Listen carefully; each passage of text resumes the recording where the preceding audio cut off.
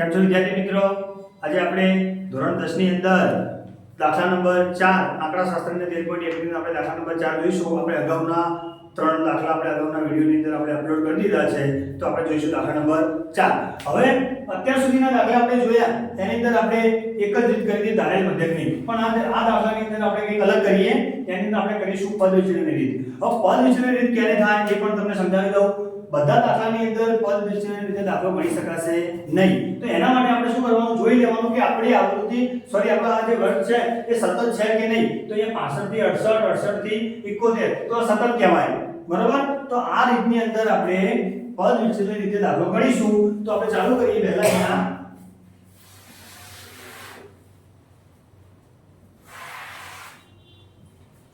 આપણે તો નિયમ પ્રમાણે આપણે જે 5 ખાના છે એ આપણે બનાવી દઈશું.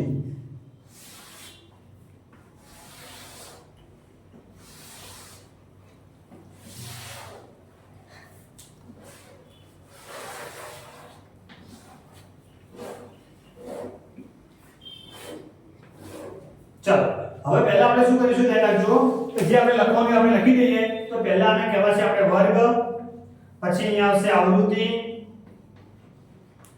ત્રીજા નંબરનું ખાનું મધ્ય કિંમત. મધ્ય કિંમત શું કહેવાય આપણને ખબર છે, xi. ચોથા નંબરનું ખાનું આપણે આ દાખલાની અંદર આપણે બદલીશું. તો અહીંયા થશે ui.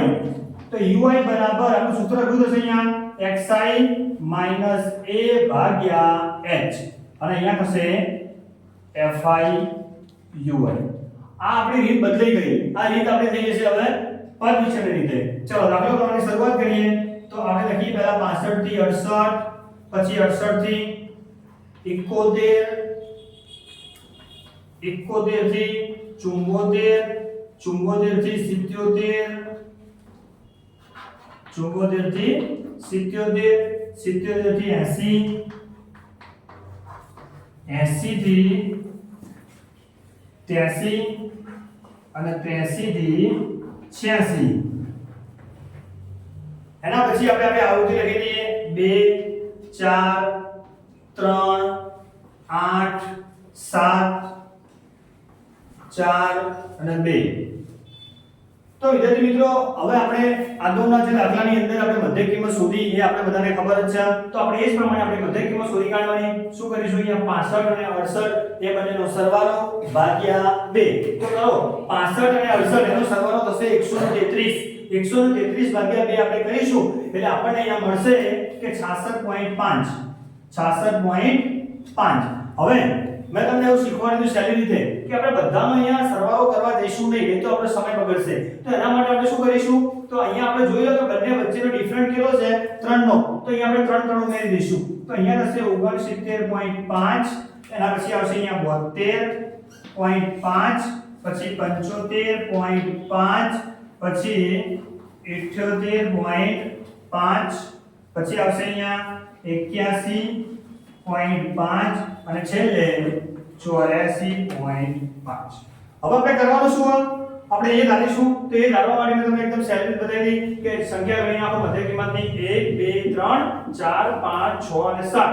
એકી સંખ્યા આવે એ આપણે શું કરીએ, એના માટે વચ્ચે વાળી સંખ્યા. તો જો વચ્ચે અહીંયા 3 અને અહીંયા 3, તો આપણે એ શું થઈ જશે અહીંયા 75.5. બીજી વાત કે મેં તમને એવું કીધું હતું કે એ આવી જાય એની સામે આપણે એક્ઝેક્ટ આપણે 0 કરી દઈશું, અને શૂન્ય ઉપર જે બી આવે એ બધું આપણું માઈનસ, શૂન્યથી નીચે જે પણ આવે એ બધું પ્લસ. હવે આપણે અહીંયા એક વાર ટ્રાય મારી લઈએ કે 66.5 છે, એમાંથી 75.5 જાય એટલે કેટલા વધે, બરાબર. તો 9 વધશે, અને 9 ભાગ્યા આપણો ડિફરન્સ કેટલાનો છે, h એટલે આપણો ડિફરન્સ છે આપણો 3 નો. તો શું થશે, 9 ભાગ્યા આપણે કરીશું 3 એટલે 3 વધશે. તો ઉપર લખી દો -3, પછી નીચે ઉતરી જાઓ 3 છે, પછી અહીંયા શું આવશે -2, અને પછી આવશે -1.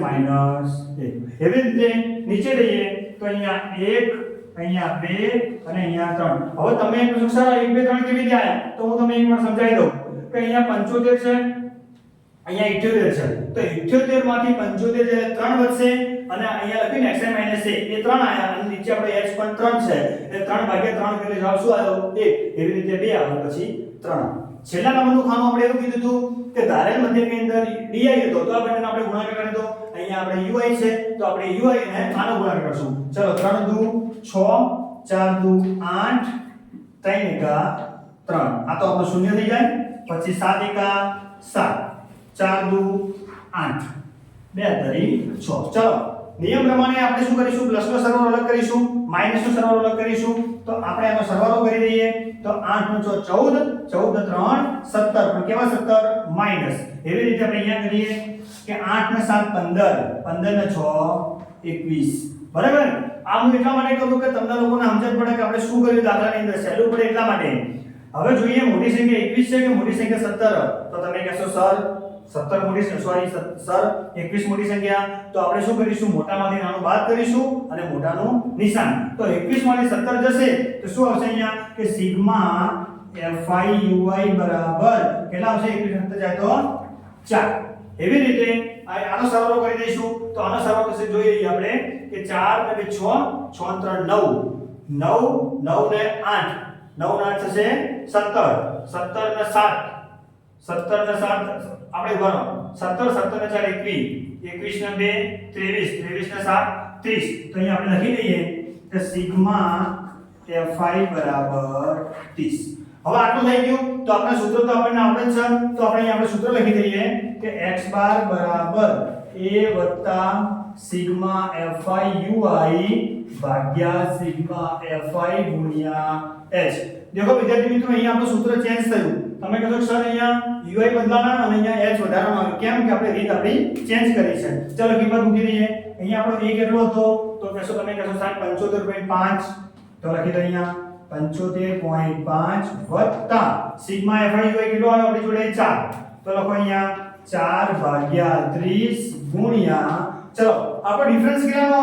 તો આપણો ડિફરન્સ તમે કહેશો કે સર અહીંયા ડિફરન્સ 3 નો છે તો અહીંયા 3 લખી દો ચલો ઉડાડી દો 10 તરી કેટલા આયા 30 ચલો 4 ભાગ્યા હું અહીંયા તમને સાઈડમાં ભાગાકાર કરી બતાવી દઉં તો આપણે કરીએ કે 4 ભાગ્યા 10 હવે તમે કહેશો સર આનો ભાગાકાર કેવી રીતે કરશું તો 4 તો નાની સંખ્યા 10 મોટી સંખ્યા તો એના માટે આપણે શું કરીશું તો અહીંયા 0 પોઈન્ટ કરવા પડે 10 ચોક 40 જવાબ શું આવ્યો આપણો 0.4 તો લખો 75.5 વત્તા 0.4 આ બંનેનો આપણે સરવાળો કરીએ એટલે શું થશે 75.9 તો મિત્રો આ આપણો થઈ ગયો ધારેલ મધ્યકની રીતનો આપણો સોરી માફ કરજો આ આપણો થઈ ગઈ પદ વિચલનની રીત દરેક વિદ્યાર્થી મિત્રોને જો અમારો વિડિયો ગમ્યો હોય તો વિડિયોને અમારો લાઈક કરજો સબસ્ક્રાઇબ કરજો અને જો તમને આ દાખલો ગણવો હોય તો તમે આનો સ્ક્રીનશોટ પણ લઈ શકો છો તમે આનો સ્ક્રીનશોટ લઈ શકો અને જો